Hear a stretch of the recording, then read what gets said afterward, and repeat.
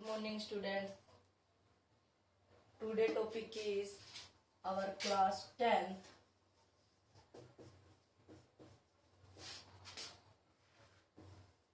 In physics of unit light.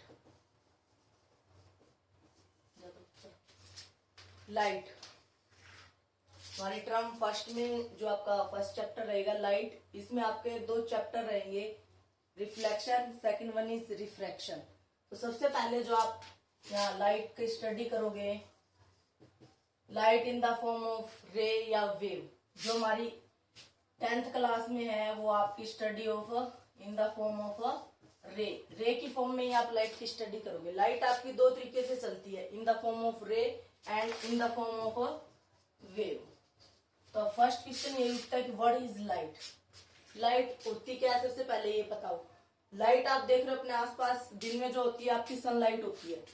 तो जो भी आप अपने आसपास देखते हो, चीजों को देखने के लिए जिस चीज की आवश्यकता होती है वो होती है आपकी लाइट। एक होता है डार्क, एक होती है लाइट। डार्क का मतलब देयर इज नो लाइट, जहां लाइट नहीं होगी आप उसी को तो क्या कहोगे, डार्कनेस। तो लाइट क्या है भाई, एक फॉर्म ऑफ एनर्जी है। तो लाइट क्या आपकी एक फॉर्म ऑफ एनर्जी है विच प्रोड्यूसेस, जो हमारे अंदर क्या प्रोड्यूस करेगी, सेंसेशन ऑफ सीइंग ऑब्जेक्ट, वस्तुओं को देखने के जो काम आती है वही क्या होती है आपकी लाइट। तो इसी को आप लैंग्वेज में कैसे लिखोगे भाई, light is a form of energy which produces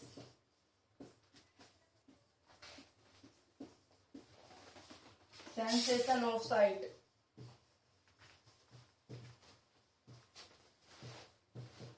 site का हो या सीइंग ऑब्जेक्ट, ऑब्जेक्ट को जो देखने की, जो हमारे अंदर सेंसेशन प्रोड्यूस करेगी किसको, कि ऑब्जेक्ट को देखने के लिए। मीन्स हम अपने आसपास जितने भी ऑब्जेक्ट देख पाते हैं वो किसके हेल्प से देख पाते हैं, with the help of light. अब लाइट जो है आपकी किस टाइप की वेव है, आपने 9th में पढ़ा है कि वेव दो टाइप की होती है या रेज दो टाइप की होती है, ट्रांसवर्स एंड लॉन्गिट्यूडनल।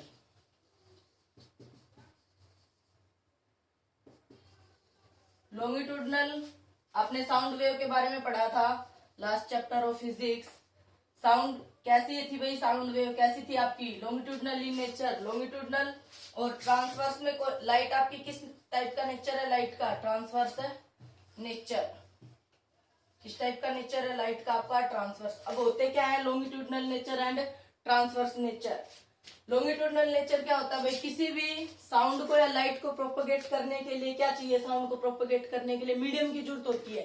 अब मीडियम एक होता है मीडियम और एक होता है हमारा खुद का, जहां आपकी साउंड क्या करती है, आपकी प्रोपेगेट करती है। तो मीडियम क्या होता है, कोई भी सब्सटेंस होता है भाई, जिसके अंदर से आपकी साउंड जाएगी तो साउंड वाले मीडियम हो जाएंगे, जिसमें से लाइट जा रही है वो क्या हो जाएंगे, लाइट के मीडियम हो जाएंगे। तो लॉन्गिट्यूडनल में क्या होता है भाई, आपकी पैरेलल डायरेक्शन होती है, किसकी, direction of propagation of wave. जो आप बोल रहे हो, जैसे अब मैं इधर बोल रही हूँ तो मेरी आवाज किधर जाएगी, जिधर मीडियम के डायरेक्शन होगी। मीडियम यानी कि अगर एयर आपकी इधर से इधर सामने से प्रोवाइड हो रही है और आपकी आवाज भी उसी डायरेक्शन में जाएगी। अगर आप बोल रहे हो अगर एयर इन दिस डायरेक्शन है तो आपकी साउंड भी उसी डायरेक्शन में जाएगी। मीन्स साउंड वेव क्या है आपकी, direction of propagation of sound wave and direction of the medium particle are in same. क्या होते हैं भाई, सेम होते हैं।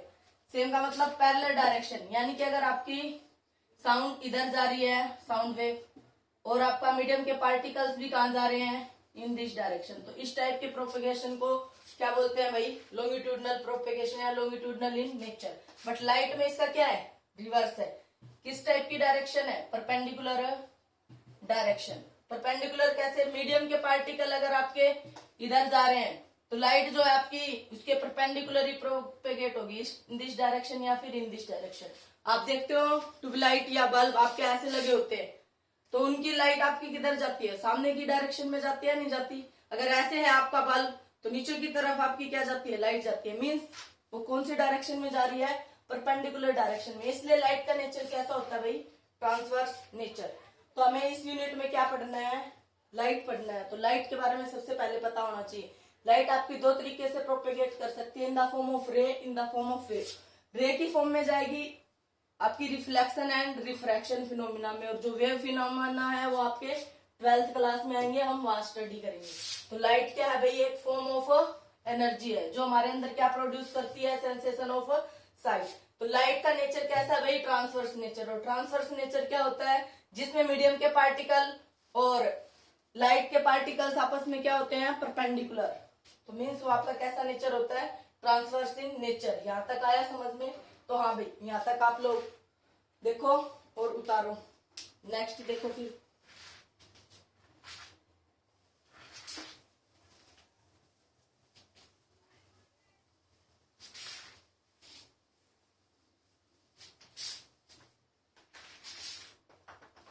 हाँ भाई आगे आ जाओ। अभी हमने क्या पढ़ा, लाइट पढ़ा। लाइट होती क्या है, फॉर्म ऑफ एनर्जी है। उसके बाद उसकी नेचर कैसी होती है भाई, ट्रांसवर्स इन नेचर। अब ट्रांसवर्स क्या होता है वो भी मैं बता सकती हूँ, जिसमें क्या होता है, परपेंडिकुलर डायरेक्शन रहती है मीडियम पार्टिकल और डायरेक्शन ऑफ प्रोपेगेशन की। उसके बाद क्या है भाई, लाइट क्या काम आती है, सीधा ऑब्जेक्ट। और लाइट किस फॉर्म में चलती है, टू फॉर्म में, इन द फॉर्म ऑफ रे and in the form of wave.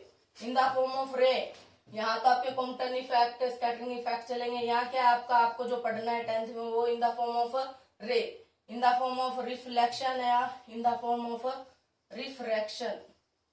दो टाइप के फिनोमेना इधर हम पढ़ेंगे आपकी लाइट के चैप्टर में। हाँ भाई, अब लाइट को प्रोपेगेट करने के लिए क्या चाहिए, मीडियम। बट लाइट आपकी है, साउंड को प्रोपेगेट करने के लिए तो मीडियम चाहिए ही चाहिए, SLG, यानी कि सॉलिड, लिक्विड और गैस। तीनों में से प्रोपेगेट कर सकते हैं। सॉलिड में से सबसे ज्यादा जाएगी साउंड, फिर लिक्विड में से, फिर गैस में से। ये तो थी साउंड की बात। इधर हम किसकी बात कर रहे हैं, लाइट वेव की। तो लाइट वेव को प्रोपेगेट करने के लिए जरूरी नहीं है कि हर बार मीडियम की जरूरत हो, मीडियम की जरूरत हो। मीडियम क्या है आपका, वैक्यूम भी एक टाइप का। अगर हम मीडियम मानने हैं तो तब हम बोल सकते हैं कि आपका किस चीज की जरूरत पड़ेगी, मीडियम की। मीडियम क्या है भाई, कोई भी सब्सटेंस है जिसमें से आपकी लाइट क्या करेगी, प्रोपेगेट करेगी। Medium is a substance into विच, जिसके अंदर क्या होगा भाई, light is a propagate.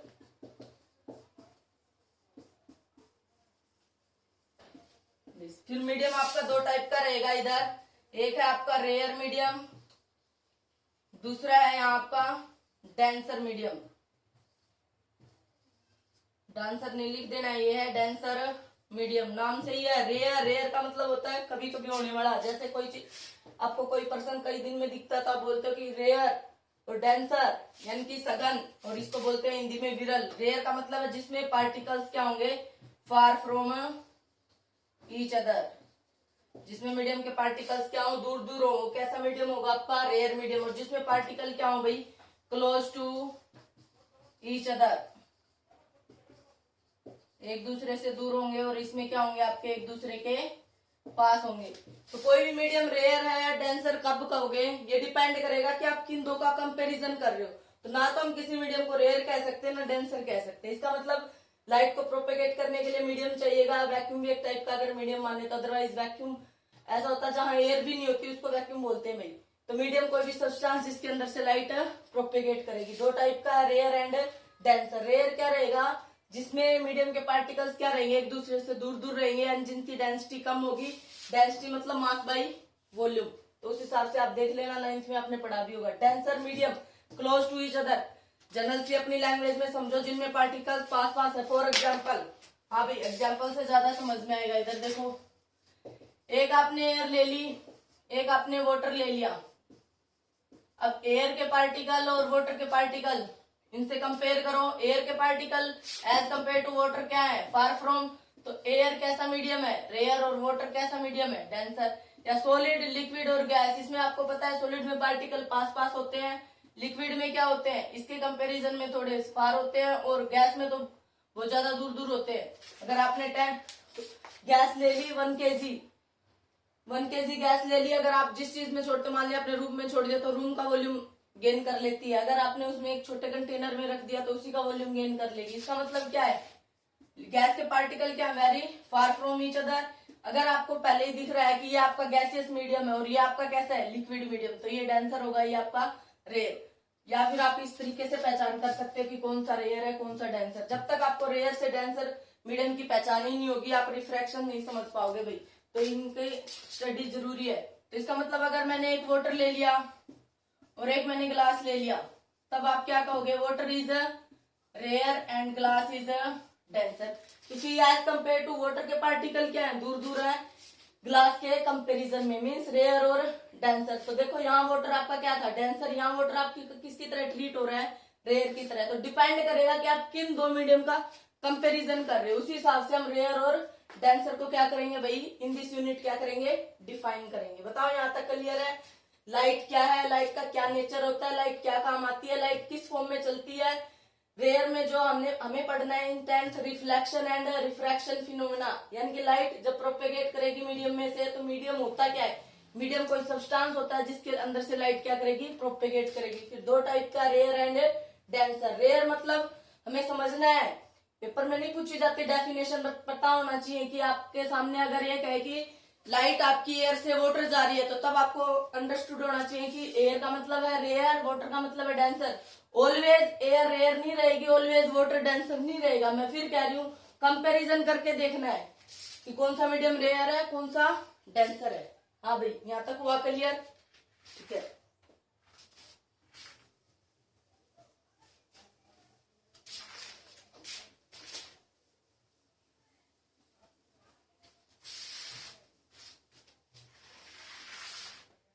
Next हमारा फर्स्ट फिनोमेना आ रहा है भाई, रिफ्लेक्शन।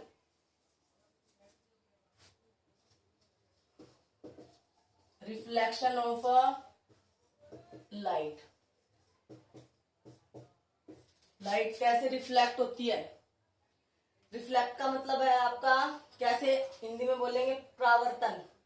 रिफ्लेक्शन ऑफ लाइट क्या होता है भाई, एक टाइप का फिनोमिना होता है जिसमें लाइट क्या करेगी, आपकी बेंड करेगी विदाउट मीडियम चेंज के।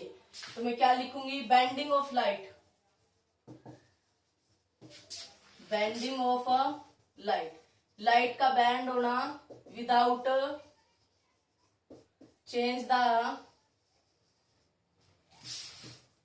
मीडियम, बिना मीडियम चेंज किए लाइट जब बैंड होगी तो उसको क्या कहेंगे, रिफ्लेक्शन ऑफ लाइट। कैसे, डायग्राम से ज्यादा समझ आएगा आपका।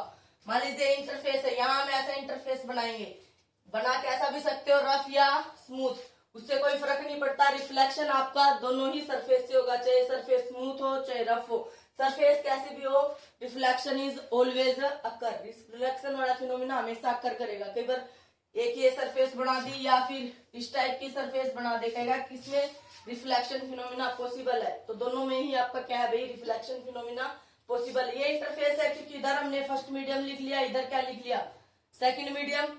फर्स्ट मीडियम मान लीजिए आपने एयर मान लिया, और ये क्या मान लिया आपने, वाटर।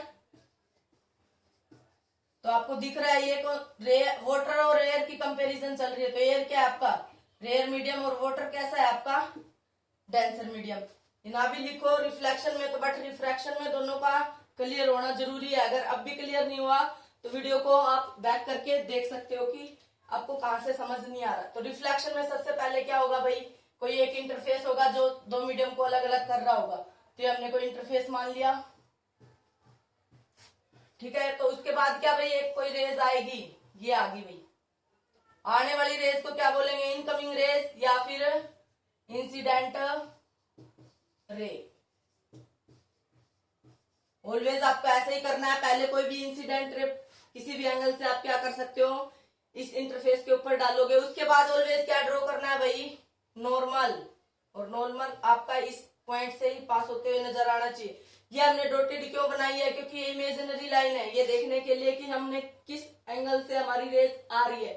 तो ये वाला एंगल क्या हो जाएगा, इंसिडेंस एंगल। हमेशा याद रखो, कोई भी रेज डाल लो उसके बाद हमेशा क्या ड्रॉ करोगे, नॉर्मल। अगर सरफेस ऐसे है तो नॉर्मल क्या आएगा आपका, सीधा आएगा। अगर ये सरफेस ऐसे होती और आपकी रेज ऐसे आती तो आने वाली रेज पे ऐसे एरो लगाते, फिर नॉर्मल कैसे ड्रॉ करते, इन दिस डायरेक्शन। कोई हार्ड एंड फास्ट रूल नहीं है कि आप सरफेस इधर से ही मानो, आप ऐसे भी मान सकते हो।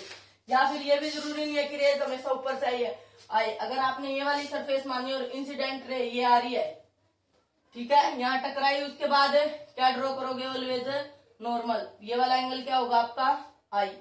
या फिर सरफेस ऐसे आपकी रेज ऐसे आ रही है, ये आ गई, उसके बाद क्या ड्रॉ करोगे, नॉर्मल। तो ये भी क्या रहेगा आपका आई।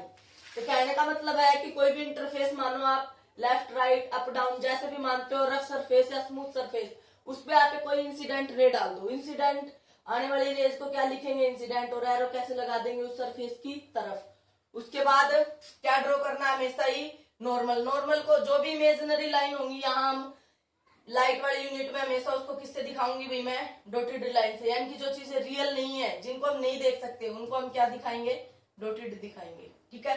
उसके बाद देखो बैंडिंग ऑफ लाइट, लाइट तो बैंड होनी है, लेकिन अब तक तो आई है, बैंड तो ही नहीं है। ये मीडियम नहीं होता तो ये लाइट ऐसे निकल जाती सीधी। ठीक है, बट ये है तो जिसके कारण क्या होगा, without change the medium, medium change नहीं करना। इसका मतलब फर्स्ट मीडियम में रेज आई थी, इसी में बैंड करनी है। कहां से बैंड करनी है अभी वो भी देखेंगे। तो इधर तो जाना ही नहीं है, सेम मीडियम में बैंड होगी। बैंडिंग आप भी आपको इस तरीके से करनी है ये कि आपका जिस एंगल से आ रही है, जितने एंगल से, उससे ही क्या हो जाए, आपकी रिफ्लेक्ट हो जाए। ये कौन सी रेज होगी भाई, रिफ्लेक्टेड रे। क्या कहोगे, रिफ्लेक्टेड रे। आने वाली रेज को इंसिडेंट रे। ये फिर जो आप नॉर्मल ड्रॉ करते हो, ये कौन सी रे है भाई, नॉर्मल रे। उसके बाद जो लाइट रिफ्लेक्ट होगी, जो या बैंड होगी, वो कैसे होगी, बैंडिंग ऑफ लाइट। देखो भाई ये लाइट आई और ये आपकी चली गई, तो बैंड होगी विदाउट चेंज द मीडियम। जो वर्ड आपने लिखा है, क्या इस मीडियम से इस मीडियम में बैंड हुई है, वापिस उसी मीडियम में बैंड होगी, उसी में बैंड होगी। इसलिए मतलब आपका क्या है कि रिफ्लेक्शन ऑफ लाइट, जो आपने लिखा है उसी को आपने डायग्राम में क्या कर दिया है, शो कर दिया। यही क्या है आपका reflection of light. Incident ray कोई भी गलती से यहाँ मत बना देना बेटा। इंसिडेंट रे, इंसिडेंट एंगल क्या होता है, वेयर आई क्या है आपका, एंगल ऑफ इंसिडेंस। तो इंसिडेंस एंगल हमेशा इंसिडेंट रे और नॉर्मल के बीच में बनेगा भाई, ये बात ध्यान रखना। कई बच्चे गलती से यहाँ बना देंगे जो कि गलत होगा। और नॉर्मल रे और रिफ्लेक्टेड रे के बीच में जो एंगल होगा वही क्या होगा, हमेशा आर होगा। गलती से यहाँ मत बना देना या कहीं भी मत बना देना। तो इंसिडेंट रे नॉर्मल के साथ जो एंगल बनाएगी वो incidence angle. Reflected ray normal के साथ जो एंगल बनाएगी वो कौन सा एंगल, रिफ्लेक्टेड एंगल। ये बात हमेशा ध्यान रखना। तो ये बच गया, इसको क्या कहेंगे, क्वेश्चन ये राइज हो रहा है, तो इसको बोलते हैं बेटा ग्लेसिंग एंगल। कौन सा एंगल, ग्लेसिंग एंगल। दिख रहा है ये परपेंडिकुलर है, अगर ये आ रहा है तो बचा हुआ कितना हो जाएगा, ग्लेसिंग एंगल बोलो 90 माइनस आर। और इधर भी ये वाला भी क्या रहेगा, ग्लेसिंग एंगल, ये कितना हो जाएगा 90 माइनस आई। बट ये आई और आर तो इक्वल है, क्योंकि ये कौन बताएगा, अभी इसके लॉज आएंगे। बताओ यहाँ तक क्लियर है। बैंडिंग ऑफ लाइट, लाइट का बैंड होना विदाउट चेंज द मीडियम, बिना मीडियम की चेंज के, यानी कि इसी मीडियम से आई थी और इसी में चली गई, तो मतलब क्या हो गया आपका रिफ्लेक्शन। उसके बाद आता है लॉज ऑफ रिफ्लेक्शन।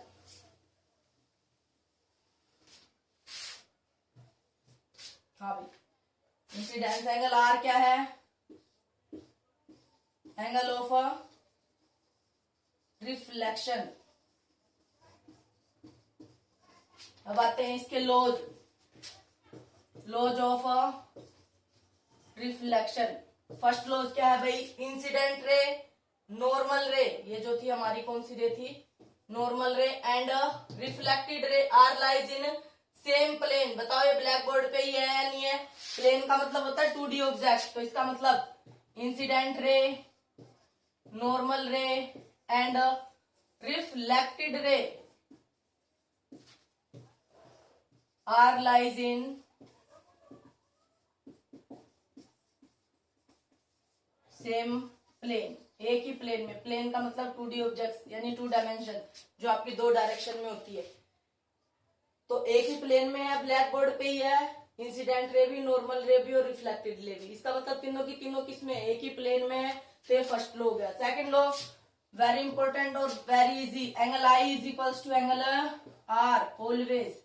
रिफ्लेक्शन में जिस एंगल से आई है उसी से बैंड हो जाएगी। पता कैसे लगेगा कि आई कितना बन रहा है, हमेशा इसके लिए क्या ड्रॉ करेंगे, एक नॉर्मल रे ड्रॉ करेंगे। और फिर जहां से रिफ्लेक्ट हुई है आई और आर इक्वल दिखने भी चाहिए भाई। जब आप प्लॉट करो या with the help of scale करो या विदाउट स्केल करो, तो आपकी जिस एंगल से आई है उसी से आपकी क्या हो जाएगी, बैंड। तो second law is very important, angle I is equals to angle R. या फिर angle of incidence is always must be equal to, क्या लिखोगे भाई इसको, angle of incidence must be equal to, हमेशा होगा भाई, एंगल ऑफ रिफ्लेक्शन। ठीक है भाई, बताओ रिफ्लेक्शन में कोई डाउट है? जैसे डेफिनेशन में लिखा वैसे डायग्राम में बना दिया। फिर बता रही हूँ लास्ट बार, जो रेज आएगी उसको इंसिडेंट रे, उसके बाद हमेशा क्या ड्रॉ करोगे, एक नॉर्मल ड्रॉ करोगे। फिर बैंड देखो कैसे करना है, विदाउट चेंज द मीडियम, तो इस मीडियम में जाना नहीं, इसी में बैंड करना। और किस तरीके से बैंड करना है कि angle I is equals to angle R, तो जो एंगल आई था वही एंगल आर आपका हो इस तरीके से, तो दोनों दिखने भी चाहिए इक्वल। अब कई बच्चे ऐसे इधर से बैंड कर देंगे और कहेंगे कि आई इज इक्वल्स टू आर, अरे अंधे को भी दिख रहा है कि आई आर के इक्वल नहीं है। तो जो लिखा है बेटा उसी को ध्यान से बनाना है। इस यूनिट में, आपकी लाइट वाली यूनिट में मोस्ट ऑफ आपका डायग्राम से ही बात होगी। जैसा आप डेफिनेशन लिखोगे वैसा ही आप डायग्राम में भी शो करोगे। ठीक है, यहाँ तक आपको करना है reflection of light. Thanks for watching.